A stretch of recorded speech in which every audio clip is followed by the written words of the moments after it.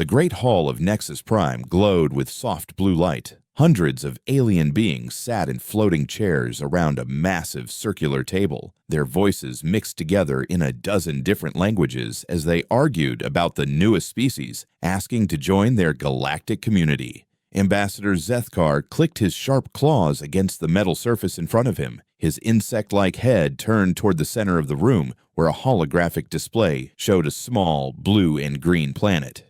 "Look at this world called Earth," he said in his buzzing voice.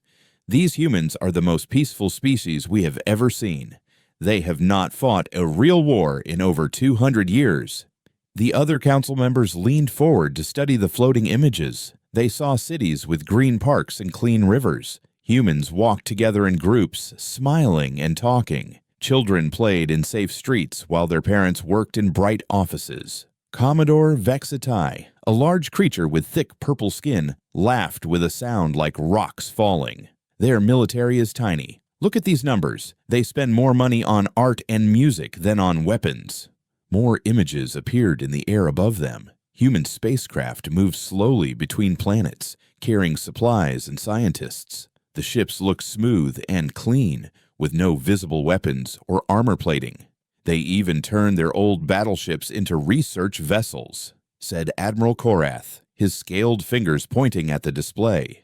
"They study fish and plants instead of fighting enemies." At the edge of the great circle, a human woman sat quietly in her chair. Dr. Elena Vasquez wore simple gray clothes and kept her hands folded in her lap. Her dark eyes watched the aliens discuss her people, but her face showed no anger or fear. "Dr. Vasquez," called Ambassador Zethkar, "please tell us about your people's military history." Elena stood up slowly and walked to the center of the room. Her voice was calm and gentle when she spoke. "My people learned long ago that war brings only pain and loss. We chose to focus on healing our world instead of hurting others. Our old weapons are gone, melted down to build hospitals and schools." She waved her hand, and new images appeared. Humans worked together to plant forests where deserts once stood. Scientists from different countries shared their discoveries. Former soldiers now taught children or cared for sick animals.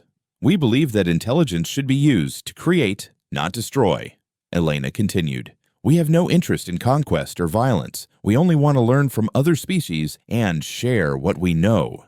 The aliens nodded their heads in approval. This was exactly what they wanted to hear. Council leader Vorthon, whose body looked like living crystal, spoke in a voice like singing bells. "The humans have shown remarkable growth. They appear to have evolved beyond the primitive need for warfare." "Indeed," agreed Ambassador Zethkar, "they would make perfect protected species. We can give them safe territories far from any conflict zones." Protected species status was something the Council gave to peaceful races that could not defend themselves. These species receive protection from stronger military powers in exchange for staying out of galactic politics. Dr. Elena Vasquez listened to their discussion with the same quiet smile. She did not interrupt or argue when they talked about humans like helpless children who needed adult supervision. "Sector 7 would be ideal for them," suggested Admiral Korath. "It's far from any trade routes or strategic positions. They can live there safely without bothering anyone."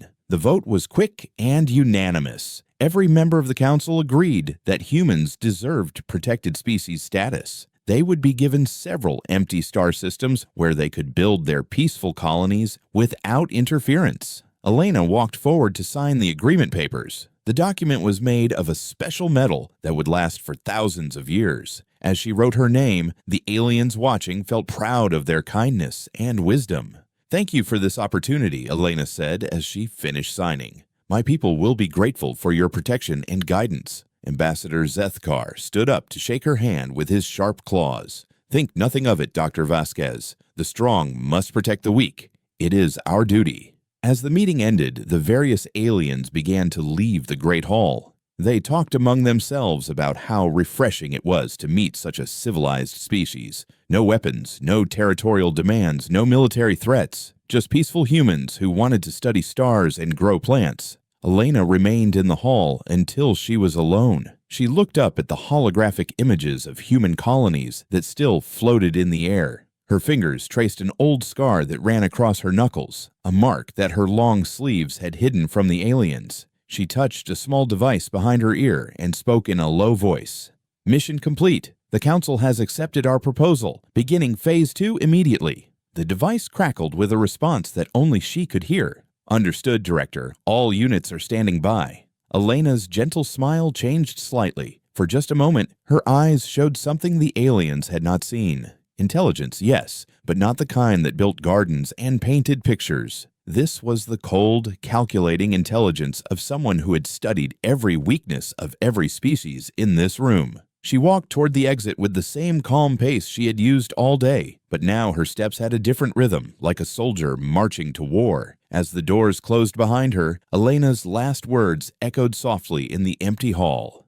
"The best victories are won before the enemy knows they are fighting." The great hall fell silent. The holographic images of peaceful Earth slowly faded away. But somewhere in the darkness between stars, ancient things were beginning to stir. And humanity, despite what the Council believed, was ready for what came next. The masquerade had begun. 3 months after the signing ceremony, alarms screamed through every major military base in the galaxy. Deep space sensors had detected something that made even the bravest alien warriors feel cold fear in their hearts. The Devourer swarm was awake. Admiral Korath stood in the war room of the Galactic Defense Command, staring at a massive display screen. Red dots moved slowly across the star map, each one representing a Devourer bioship the size of a small moon. "How many?" he asked his intelligence officer. "Approximately 12,000 ships, sir. They emerged from the dead zone in Sector 9 exactly 47 hours ago." Korath's scaled hands gripped the metal railing in front of him. The Devourer swarm was the nightmare that haunted every spacefaring species. They were living ships that consumed entire worlds, turning planets into more bioships to add to their endless fleet. "Where are they heading?" The intelligence officer's voice shook as he answered. "Current trajectory puts them on a direct course for inhabited space, sir. First contact will be with the human colonies in Sector 7. Emergency meetings were called across the galaxy. The council chamber filled with frightened aliens who spoke in urgent whispers. Military commanders appeared on holographic screens from distant fleets, their faces grim. Ambassador Zeth Kar clicked his claws nervously as he studied the tactical reports. The progenitors fought these creatures for 100 years before they were finally destroyed. Even their advanced technology could barely slow the swarm down. Commodore Vextai's purple skin had turned pale with worry. "Our best estimates show the swarm will reach the human colonies in approximately 6 months. After that, they will be in striking distance of our core worlds." Council Leader Vorthan's crystal body flickered with anxious colors. "What are our options?" Admiral Korath appeared on the main display screen from his command ship. "We can evacuate some of the human population, but not all. Our transport ships simply don't have enough capacity." "And if we fight them at Sector 7? Asked Ambassador Zeth Kar. "We would lose," Korath replied bluntly. "The humans have no military capability to speak of. If we position our fleets there, we would be destroyed alongside them. Better to fall back to more defensible positions." The debate continued for hours. Some council members argued for attempting a rescue mission. Others pointed out the mathematical impossibility of saving everyone. The cold logic of war slowly won out over moral concerns. "The humans knew this was a possibility when they accepted protected species status," said Commodore Vextai. "They chose to live in a frontier region. Their sacrifice will buy us valuable time," added Admiral Korath. "We can use those 6 months to strengthen our defenses around important worlds." Elena Vasquez received the evacuation notice in her small office on the human colony of New Geneva. The holographic message from Ambassador Zeth Kar appeared to show genuine sadness as he delivered the news. "Dr. Vasquez, I regret to inform you that the Council has voted to withdraw all military protection from Sector 7. We simply cannot justify risking our main fleets against an enemy of this magnitude." Elena listened without interrupting as he explained the details. Some human colonies would be evacuated if transport could be arranged. Others would have to fend for themselves. The Council would remember their sacrifice and honor their memory. "How long do we have?" Elena asked when he finished. "Approximately 6 months before first contact with the swarm. I'm truly sorry. Your people deserved better." The transmission ended, leaving Elena alone in her quiet office. She sat still for several minutes, looking out the window at the peaceful human city below. Children played in parks while their parents worked in nearby buildings. Nobody knew yet that they had all been sentenced to death. Elena reached for her communication device and entered a code she had memorized years ago. The encryption was so advanced that it would take the Council's best computers centuries to break it. "Control, this is Director Vasquez. Priority Alpha authorization." A calm voice responded immediately. "Go ahead, Director." "The Council has abandoned Sector 7 to the Devourer Swarm. Estimated time to contact is 6 months. All Council forces are withdrawing." "Understood. Initiating Protocol 7 immediately. Are you ready to proceed?" Elena looked out her window one more time at the peaceful scene below. In a few hours, everything would change. The careful deception that humanity had maintained for 2 centuries was about to end. "Confirmed. The masquerade is over." "Copy that, Director. All units are standing by." "Good hunting." Elena closed the communication channel and walked to her personal safe. Inside was a small metal box that she had never opened in all her years on New Geneva. Her fingers trembled slightly as she entered the unlock code. The box contained a single uniform made of dark fabric with no visible markings, but Elena knew what it represented. She had worn similar uniforms many years ago, before humanity had decided to hide its true nature from the galaxy. As she changed clothes, Elena remembered her real training. Not the peaceful diplomatic education that the Council knew about, but the other kind. The training that had taught her how to kill enemies in dozens of different ways, how to plan military campaigns that could destroy entire civilizations, how to win wars before they started. An hour later, Elena stood before a communication array that the Council believed was used for scientific research. In reality, it was one of hundreds of military command nodes hidden throughout human space. "All stations, this is Director Vasquez with a Priority Alpha message. The enemy has awakened. 6 months to contact. Execute Protocol 7 immediately." Across human space, the responses came back in seconds. Colony after colony confirmed they had received the message and were beginning preparations. But these were not the panicked responses of helpless civilians. They were the calm acknowledgments of soldiers who had been waiting for this moment their entire lives. Elena smiled as she watched the tactical displays update. Within hours, the Council would begin detecting impossible energy signatures from human space. They would see impossible fleet movements and impossible defensive preparations. And they would finally understand that they had made a terrible mistake in their assumptions about humanity. The Devourer Swarm was indeed awake and heading for human space. But they were not coming to destroy helpless colonies. They were flying straight into the most carefully prepared trap in galactic history. The transformation began at exactly noon, Galactic Standard Time. On the human colony of New Geneva, children walked home from school like any other day. But instead of going to their houses, they entered buildings that the Council had always believed were community centers and libraries. Within minutes, these innocent structures revealed their true purpose as command centers filled with military equipment. Mrs. Chen, whom the Council records listed as a retired teacher, took her position at a tactical display that showed the entire sector. Her wrinkled hands moved across the controls with the speed and precision of someone who had been using them for decades. "7th Fleet, report status," she said into her headset. "All ships green and ready. Control, stealth systems holding steady. 9th Fleet, ready for deployment. Control, weapon systems charged and standing by." The Council's long-range sensors began picking up impossible readings from Sector 7. Energy signatures that suggested massive military installations were powering up across dozens of worlds. Ships that appeared to be far larger and more advanced than anything humans were supposed to possess. Admiral Korath stared at his displays in confusion. "This makes no sense. Run the scans again." His technician worked frantically at the controls. "Sir, the readings are confirmed. We're detecting what appears to be a fleet of over 3,000 capital ships in human space." "That's impossible. The humans don't have 3,000 ships total, let alone military vessels of that size." But the sensors didn't lie. Across human territory, massive structures were emerging from underground bunkers and underwater bases. What the Council had believed were research stations revealed themselves as fortified weapons platforms, bristling with energy cannons and missile launchers. On the colony world of Harmony, the peaceful farming community that the Council had admired for its environmental restoration work was transforming before their sensors. Crop fields slid aside to reveal launch bays for fighter squadrons. The gentle windmills that generated clean energy were folding back to expose advanced sensor arrays. Director Elena Vasquez stood on the bridge of a ship that hadn't existed an hour ago. The TCS Indomitable was 3 kilometers long and armed with weapons that most species would consider planet killers. It had been hidden beneath the surface of an artificial lake, waiting for this moment. Status report, Elena commanded. All systems operational, Director. Crew complement at full strength. We have confirmation that all hidden assets are now active and ready.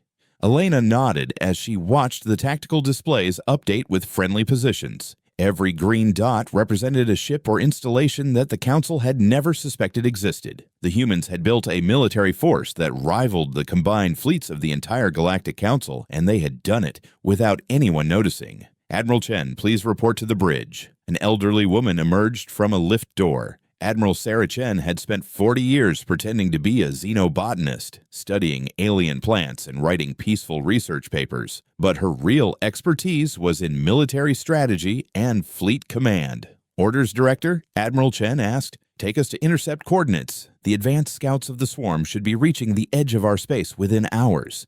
Understood. All ships, this is Admiral Chen. Form up for Operation Shepherd. We go to meet our guests.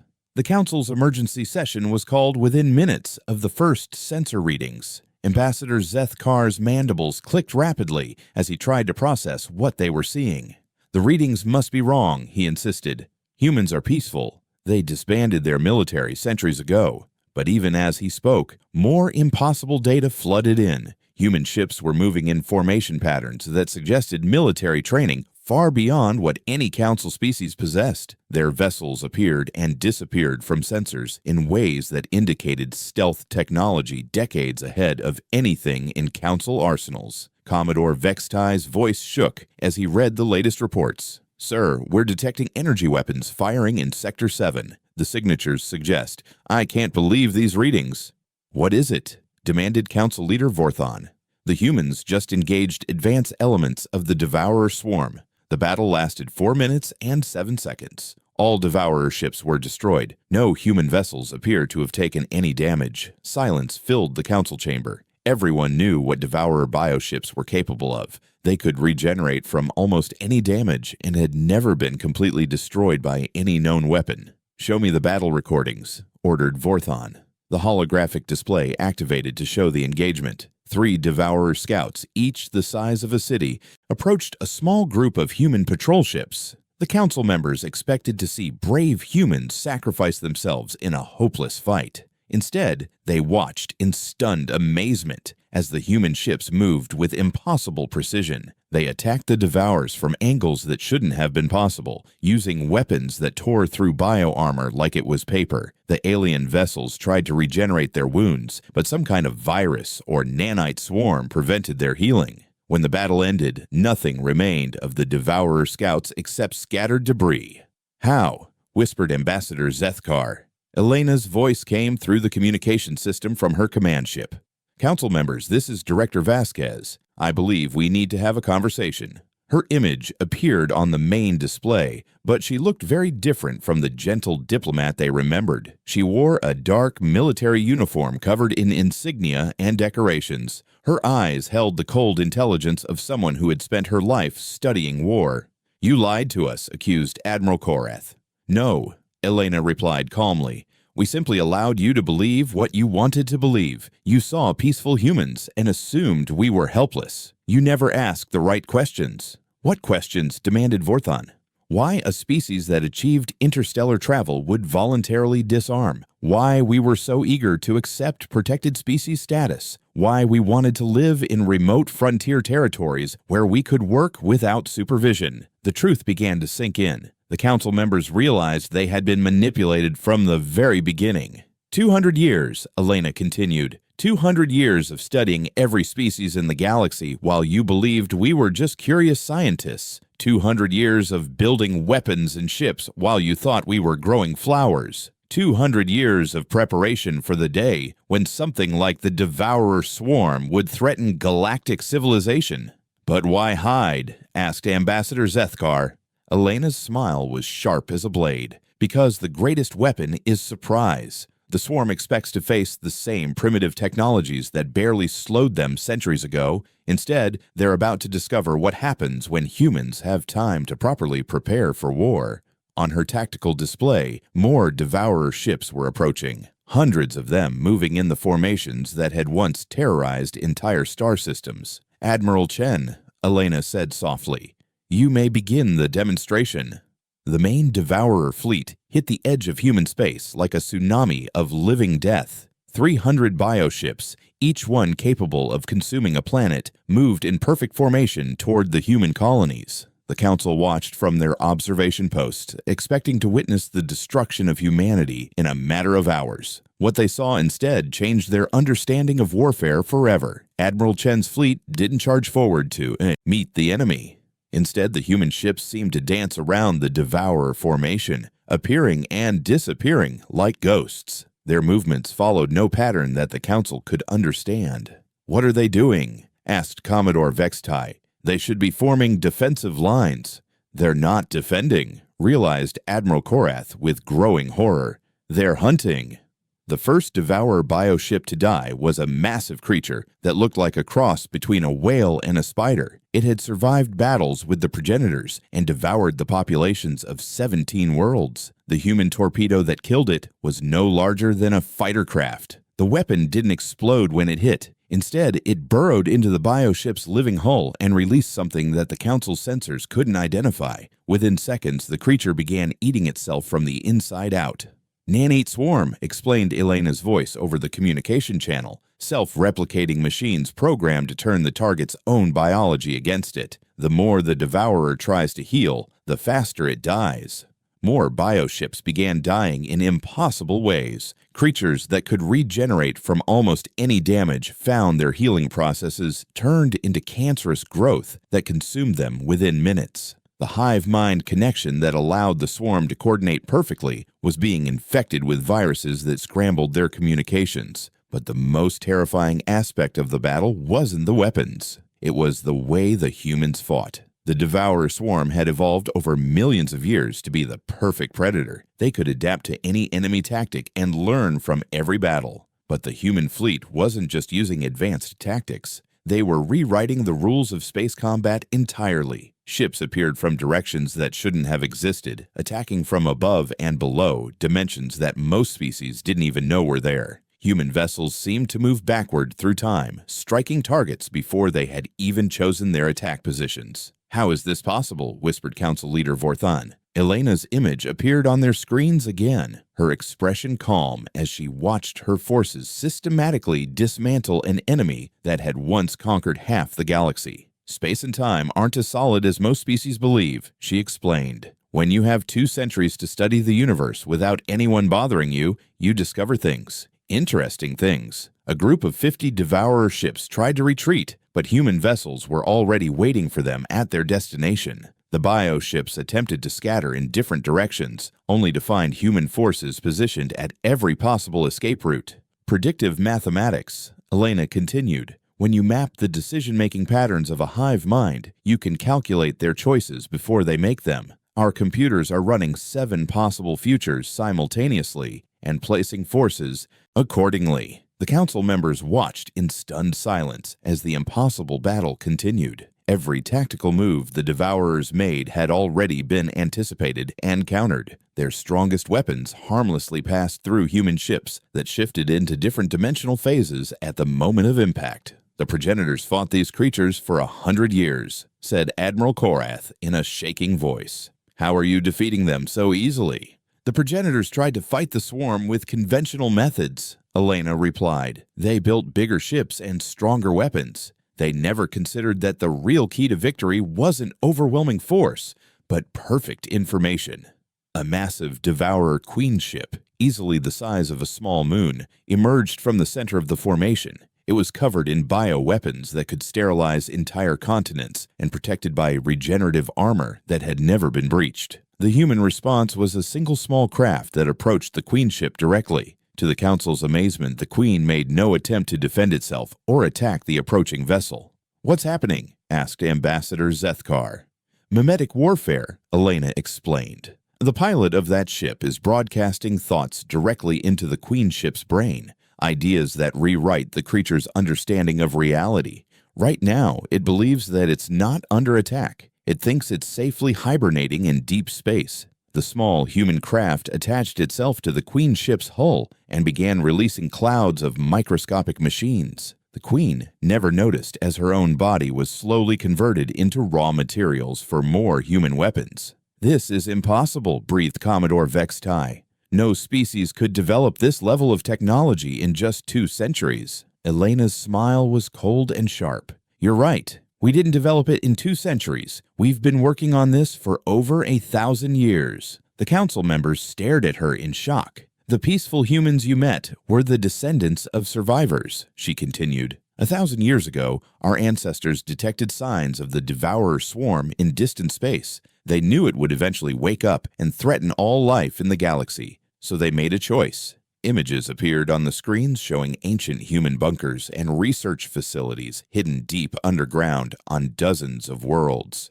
They pretended to abandon war while secretly preparing for the ultimate conflict. Generation after generation worked on the problem, developing new technologies and strategies while maintaining the illusion of peaceful evolution.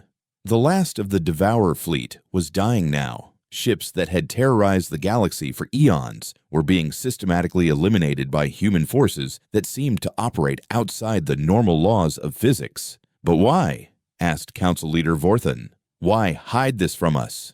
"Because you would never have let us work in peace if you knew what we were really doing," Elena replied. "You would have demanded access to our research, tried to control our development, or seen us as a threat to be eliminated. The protected species status gave us exactly what we needed: isolation and time." The final Devourer ship exploded in a burst of bioluminescent fire. The space where the mighty swarm had gathered was now empty, except for floating debris and the quiet forms of human vessels. Battle report. Called Admiral Chen from the Indomitable's bridge. "Complete victory, Admiral. Enemy fleet eliminated with 0 friendly casualties. Total engagement time, 18 minutes. Elena turned back to the Council's communication channel. "The Devourer swarm is extinct. Their threat to galactic civilization has been permanently eliminated." The Council chamber fell completely silent. 300 bioships that had once consumed the progenitor empire had been destroyed in less than 20 minutes by a species they had considered helpless children. "What happens now?" asked Admiral Korath quietly. Elena's expression softened slightly. "Now we go back to our peaceful colonies and continue our research. The masquerade resumes. You can keep believing we're harmless if it makes you more comfortable." "And if we don't?" asked Ambassador Zethkar. Elena's smile never wavered, but her eyes grew very cold. "Then you'll discover that the Devourer swarm wasn't the most dangerous thing in this galaxy after all." 3 weeks after the destruction of the Devourer swarm, the Galactic Council gathered for an emergency session, but this time, the mood in the Great Hall was very different from their usual confident discussions. Admiral Chen's final report played on the main holographic display. Her calm voice described the complete elimination of a threat that had haunted the galaxy for millions of years. Total enemy casualties, 12,347 bioships ranging from Scout class to Queen ship designation. Friendly casualties, 0. Devourer species status, extinct. Galactic Council territories, secure. The word extinct hung in the air like a death sentence. The council members sat in stunned silence, trying to process what they had witnessed. Humans hadn't just defeated the Devourer swarm, they had erased it from existence so completely that no trace remained except empty space where the bioships once flew. Ambassador Zethkar was the first to find his voice. "The protected species designation. It was never about protecting you from us, was it?" Elena Vasquez sat in her chair at the edge of the circle, wearing her simple gray clothes again. To anyone who hadn't seen the battle recordings, she looked like the same peaceful diplomat who had signed the accords months ago. "The designation served multiple purposes," she replied in her gentle voice. "It gave us legal protection to settle in frontier territories without interference. It allowed us to conduct our research without curious visitors. And most importantly, it convinced potential enemies that we were harmless. Enemies? Asked Council Leader Vorthon. His crystal body flickered with nervous colors. What enemies?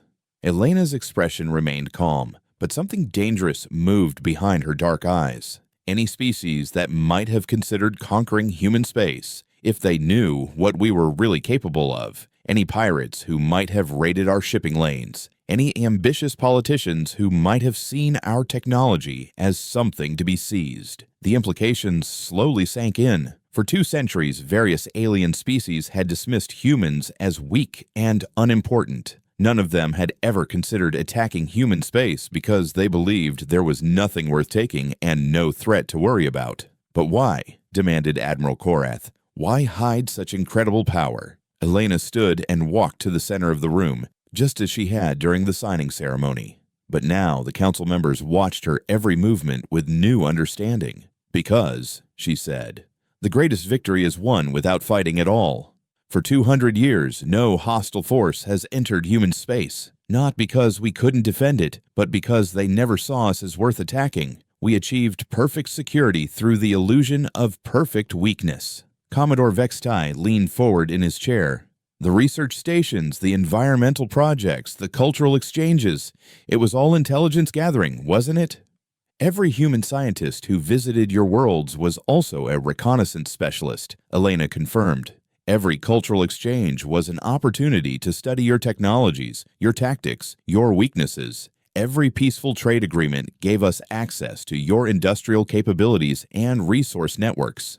The scope of humanity's deception became clearer with each revelation. While the Council had been treating humans like curious children who needed guidance, those same humans had been systematically learning everything there was to know about galactic civilization. The Devourer swarm, said Vorthon slowly. You were ready for them specifically. We've been preparing for that exact threat for over 1,000 years, Elena replied. Our ancestors detected the dormant swarm long before any other species knew it existed. Everything we built, every technology we developed, every strategy we perfected was designed to counter that specific enemy. And now they're gone, whispered Ambassador Zethkar. Completely, Elena confirmed. The Devourer genetic code has been analyzed and cataloged. We know how they think, how they reproduce, how they spread across space. If any similar species emerges in the future, we'll be ready for them too. The council members exchanged worried glances. If humans had been preparing for the swarm for 1,000 years, what else might they be preparing for?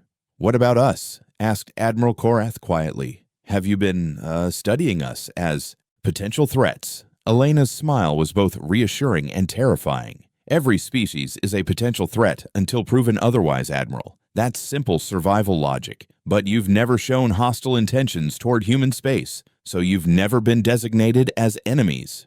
Designated as enemies? Repeated Vorthon. You have classifications for different species.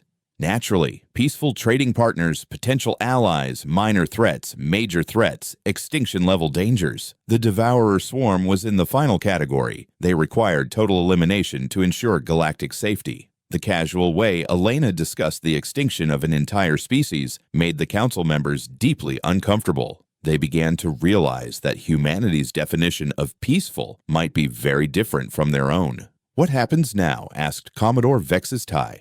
Elena returned to her seat and folded her hands in her lap, resuming the posture of a gentle diplomat. Now we continue as before. Human colonies will return to their peaceful research projects. Our ships will resume their exploration missions. Our people will study art and science and philosophy, just as we always have. But the secret is out, protested Ambassador Zethkar. We know what you're really capable of. Do you? Elena asked softly. You've seen one demonstration against one specific enemy. Do you really understand the full extent of human capabilities? The question hung in the air like a challenge. The council members realized that everything they had witnessed might only be the smallest glimpse of humanity's true power. The masquerade can continue if you prefer, Elena offered. You can keep thinking of us as protected species who need your guidance and protection. Many of my people would find that amusing. And if we don't, asked Admiral Korath. If we acknowledge what you really are, Elena's expression didn't change, but the temperature in the room seemed to drop several degrees. Then we would need to have very different conversations about galactic politics and security arrangements, conversations between equals instead of guardians and wards. Some of your people might find that adjustment difficult. Council Leader Vorthan's crystalline form pulsed with rapid color changes as he processed the implications. The balance of power in the galaxy had shifted completely, but humanity was offering to pretend nothing had changed. "Why give us that choice?" he asked. "Because," Elena replied, "peaceful coexistence is still our preferred outcome. We have no interest in conquering other species or disrupting galactic civilization. We simply want to be left alone to pursue our research and prepare for whatever threats might emerge from the darkness between stars." As the session ended and the council members began to file out of the chamber, Elena made one final announcement. "For those of you who are wondering, yes, we are preparing for other potential threats. Yes, we have contingency plans for scenarios you haven't imagined. And yes, we will be ready."